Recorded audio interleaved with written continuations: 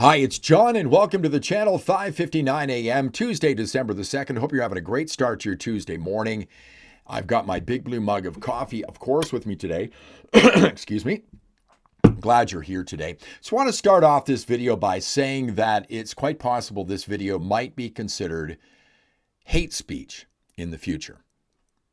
Some group might not like what I say here. I get reported to the police. I get a knock on my door, and I'm hauled off to jail in handcuffs. Some person might be offended by something I say. They don't like what I say online, and I get a knock on the door, and I'm hauled off to jail by the police in handcuffs. Thomas Paine said, "He who dares not to offend cannot be honest." So I might be a little offensive here, and this could be considered hate speech in the not too distant future if things continue the way they're going right now. And I think there's two reasons why this is happening. And let's go to the article. This is happening today. All right. Conservatives blast removal of religious exemption in hate speech laws as an assault on freedom of speech. More speech laws are coming. More speech laws are coming. I actually put a search on here, hate. And there's 16 occasions in this article where hate or hateful or hatred are used. And who determines what is hate? The government? Do you trust Mark Carney and the Liberals and the Bloc Québécois to make a decision on what is considered hate speech?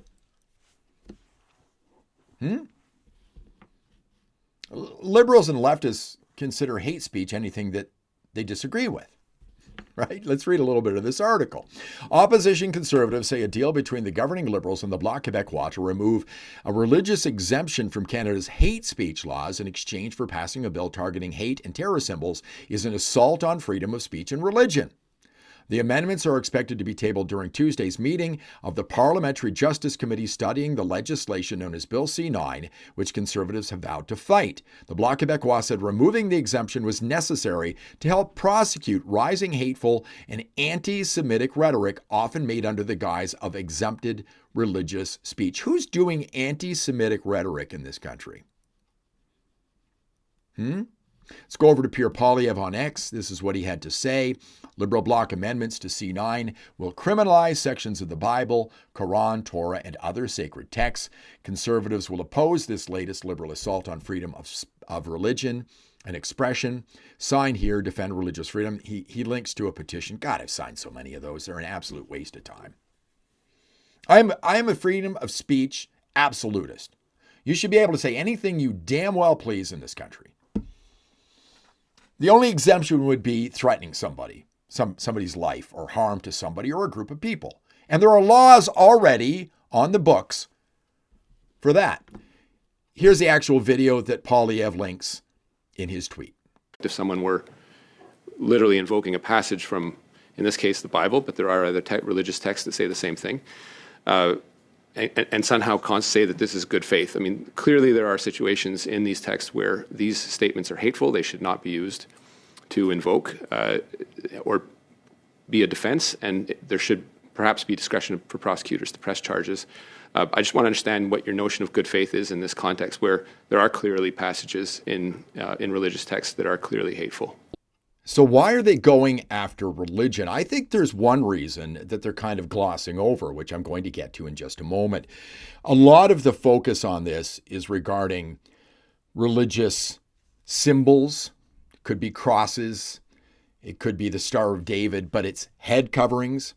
It's got something to do with people marching in the streets, which we've seen a lot of since October 7th, a specific religious group that does that, and the useful idiots that do it as well. I think they stretch it a little bit too far into the point where it's almost a threat towards another religious group. There's this article here in the National Post, Chris Selly.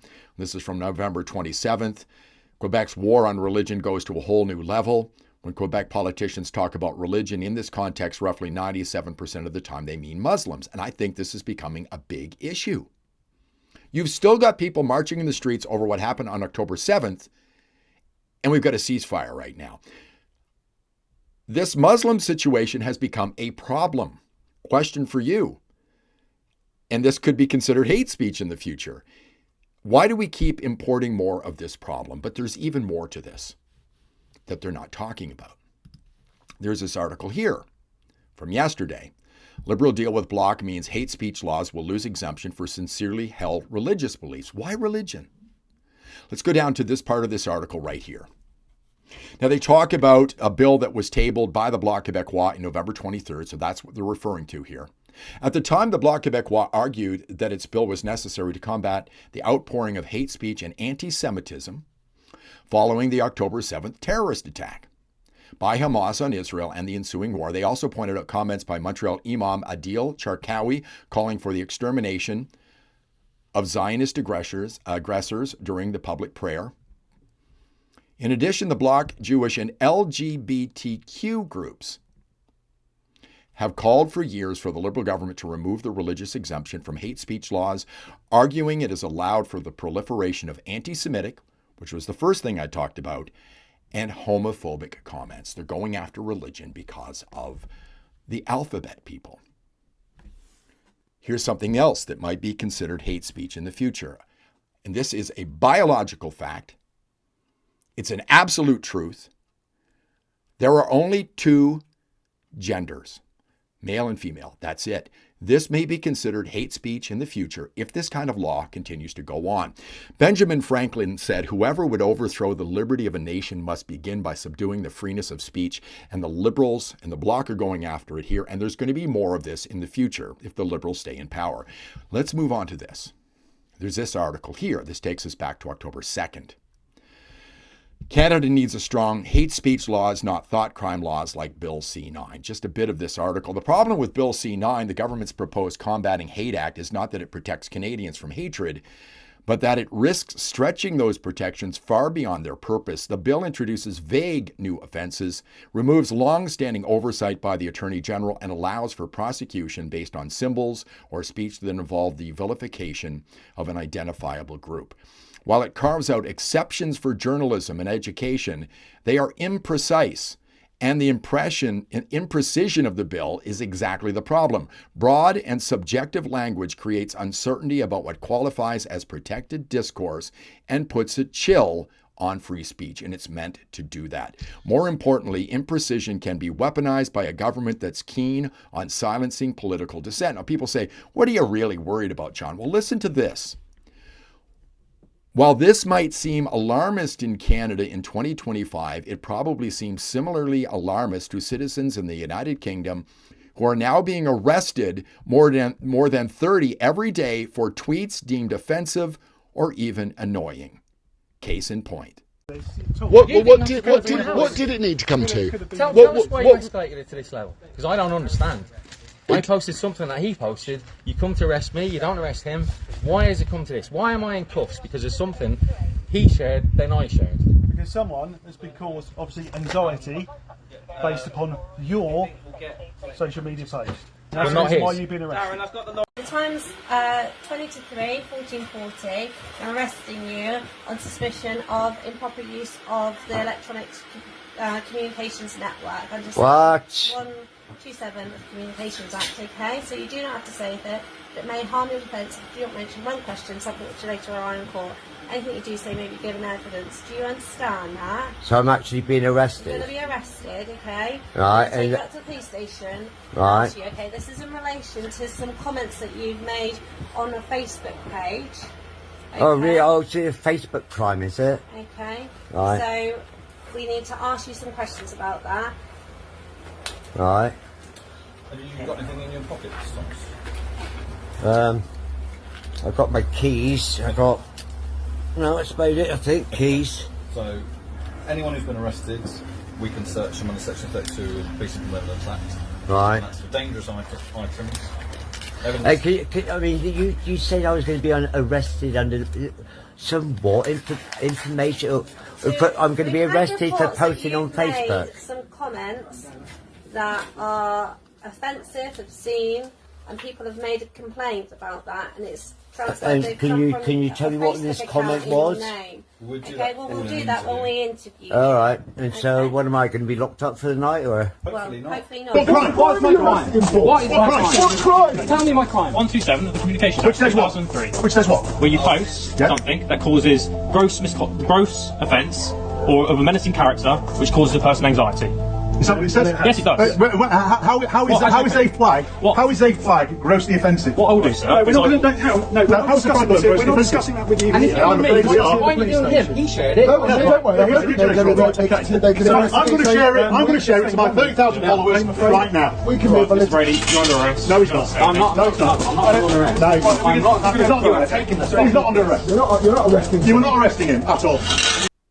It took me less than a minute to come up with those 3 examples, and there are a lot more online. It is so infuriating. It makes you mad watching that. You see the people sitting there bewildered at how they can be arrested for something they said on Facebook. And the cop sits there with a smug look on their face. Because of section so-and-so, you're going to jail because somebody was offended by what you said? And what's amazing is if you keep looking online, you'll find the people who did what I just did a couple of minutes ago, stating a biological fact: there are only 2 genders and they're in jail, and that could happen here. Meanwhile, you've got police over there who aren't solving 95% of the crimes in England. Assault, theft, homicide, stabbings. No, they're at somebody's house arresting somebody because somebody was offended by some words. Do you want the liberals and the government determining what is and what is not hate speech in this country? I don't want that. George Washington had some wise words well more than 200 years ago. He said, "If freedom of speech is taken away, then deaf and dumb we shall be led like sheep to the slaughter." Wise words back then. A warning back then. 250 years later, we're not listening to the warning. And this is likely to pass. And there's a lot more coming down the line. I was just looking over here at some of the things to come. I wrote this down weeks ago. Bill C-2 gives government and police access to your personal information. Bill C-8 gives the government the power to cut off your internet, your phone line, your cell phone. Bill C-8 also gives them the right to keep the previous secret. Bill C-8, Minister of Industry can decide you're a threat and get your address book, search history, browser history, and no warrant, no trial, no judicial review needed. Bill C-10 would give the government enormous power to regulate social media content, and that means you.